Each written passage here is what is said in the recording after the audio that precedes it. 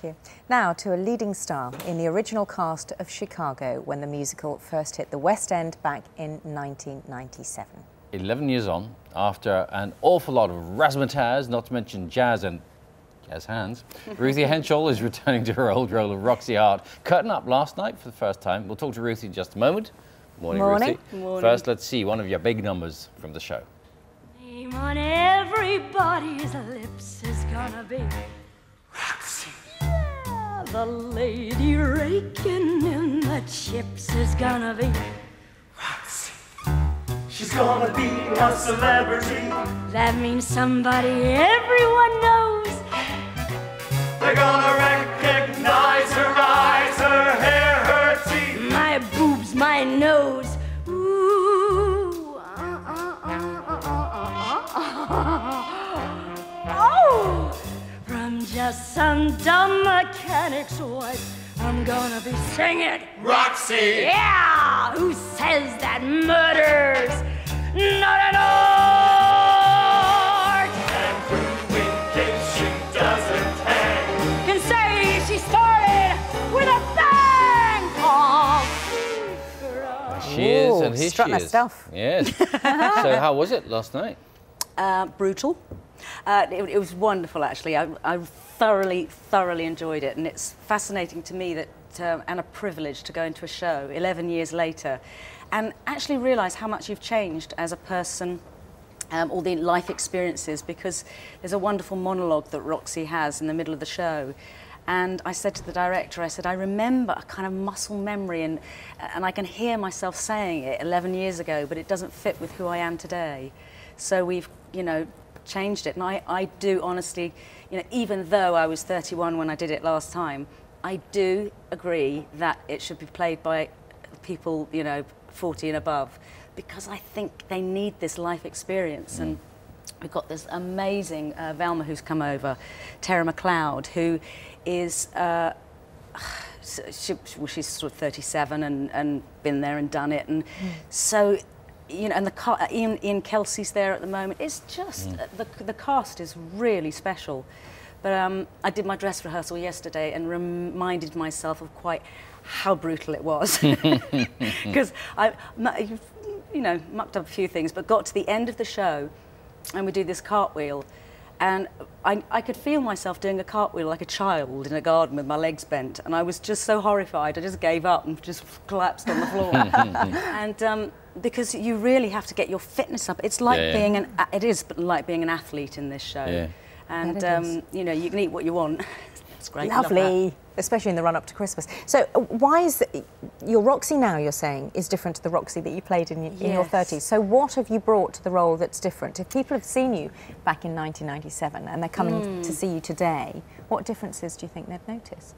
I think it's a lot more vulnerable. I think it's edged with all the experiences that I've had in my life and had in the last 11 years, 2 children, lots of personal things happened. And I think last time I played it much more for the laughs, and this time I'm playing it much more for the truth. Last time, the Daily Mail said you were an energetic delight from start to finish, revealing unexpected dirty depths. Ooh, One wonders what you revealed this now you're last a mother night. of 2, so I think Yes. maybe not so much. Yes, I don't know. I don't know. You better tell us, for people who haven't seen Chicago, either the film or the musical on stage, remind us who Roxy is. Well, Roxy, these are 2 of the best female roles, Roxy and Velma, in musical theatre, I think. And it was wonderful when it came out 12 years ago. It was just after O.J. Simpson had got away with murder. Oh, did I say that? No, he did get done, didn't he? So that's in the fine. second civil In trial, the he second was found guilty. And he, and this show is about 2 women who literally are trying to get away with murder through the media. You know, Roxy Hart shoots her lover, tries to blame, you know, tries to blame it on her husband. Well, her husband tries to take the blame, and then he realises that she's actually been, you know, having an affair with this man, so he leaves her in jail.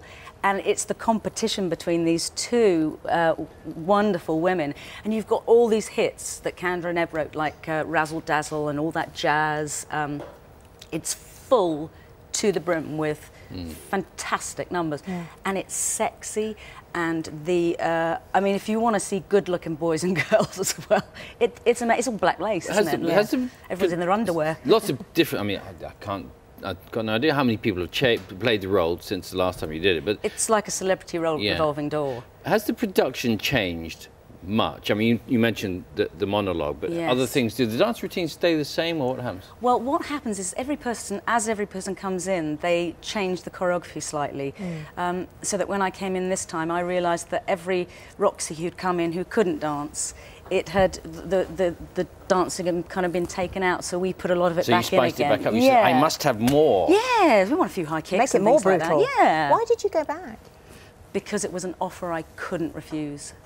To go back after 11 years and do a show that you loved with a passion, and I did. I loved it with a passion. Were you also frustrated in a sense by, for instance, some of the other stuff you did, being a judge on Dancing on Ice? Did you think, oh, enough of this, I wanted to get back to my roots. And I knew when I opened up a school for children, musical theatre, and I realised when I was going around the schools saying, you know, this is what I'm going to be doing, my partner said, do you know who this is? And these kids would go, yes. And she'd say, oh, and what do you think she does? She's a judge on Dancing on Ice. And I thought, no, I'm not. I might be, but that's been 2 years of my career. I've got 23 years of being on stage, and that's my love. And I didn't want to sit judging other people anymore.